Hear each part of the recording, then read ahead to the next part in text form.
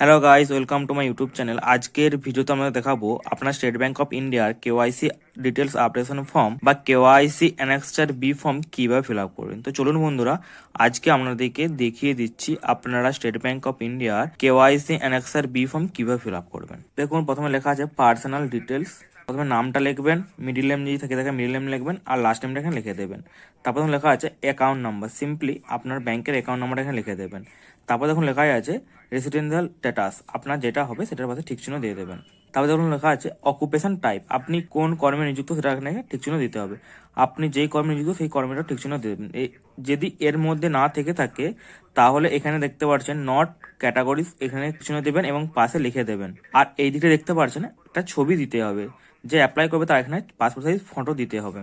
তারপর দেখুন লেখা আছে অ্যানুয়াল ইনকাম বা টার্ন ওভার, আপনার বার্ষিক যে বছরে যে ইনকাম হয় সেটা এখানে লিখতে হবে। আমি একটা আনুমানিক একটা লিখে দিয়েছি, আপনার যেটা হবে সেটা আপনি সিম্পলি লিখে দেবেন। তারপর দেখুন 2 নম্বরে আইডেন্টিফিকেশন ইনফরমেশন, ম্যান্ডেটরি, আধার নাম্বার দিতে হবে, প্যান নাম্বার দিতে হবে। যদি কারোর প্যান নাম্বার না থেকে থাকে তাহলে তাকে ফর্ম 60 ফিল আপ করতে হবে। এবং দেখুন লেখা আছে নিচেটায়, যদি এরপরেও কোনো ভ্যালিড ডকুমেন্টস ব্যাংক চায় তাহলে এখানের মধ্যে একটা ঠিক চিহ্ন দিতে হবে, দিয়ে ডকুমেন্ট নাম্বার এখানে লিখে দিতে হবে। তারপর দেখুন 3 নম্বরে কারেন্ট অ্যান্ড পার্মানেন্ট অ্যাড্রেস, আপনার এখানে দেখুন অ্যাড্রেস টাইপ রেসিডেন্সিয়াল, বিজনেস, অফিসের যেটা হবে সেটার পাশে ঠিক চিহ্ন দেবেন, আর সিম্পলি এখানে অ্যাড্রেসটা লিখে দেবেন।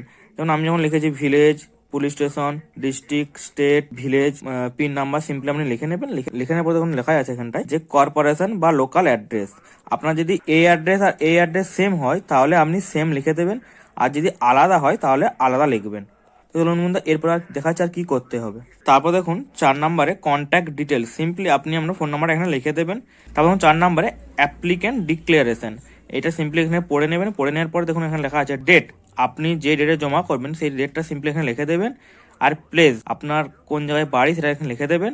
তারপর দেখুন এদিকে লেখা আছে সিগনেচার বা থাম ইমপ্রেশন, যে অ্যাপ্লাই করছে সে যদি সিগনেচার করতে পারে তাহলে সিগনেচার করবে, আর যদি সিগনেচার না পারে তাহলে থাম মানে আঙুলের টিপসই দিবে এখানটাতে।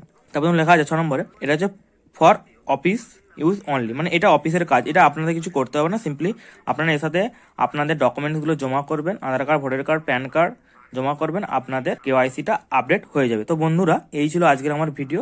আমার ভিডিও যদি ভালো লেগে থাকে চ্যানেলকে অবশ্যই সাবস্ক্রাইব করে দেবেন।